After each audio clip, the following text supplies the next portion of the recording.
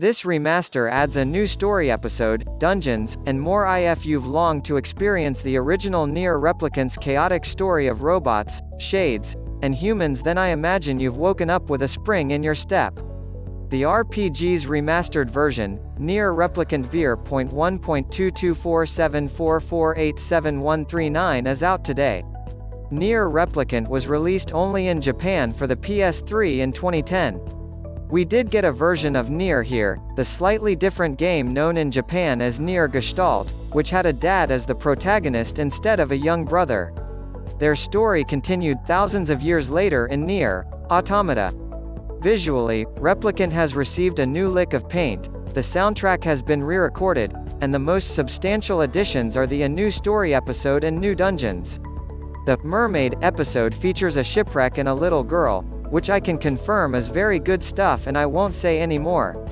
The dungeons see you pilot another protagonist, fight lots of enemies, and unlock new stuff you won't find in the main story, like sweet Kabuki and Samurai costumes. I've been playing NieR Replicant for review, which is arriving soon, I promise. This is a big game and I don't want to rush it, and it's been a blast so far. I never played the original, but as someone who adored NieR Automata, I have relished every bit of backstory.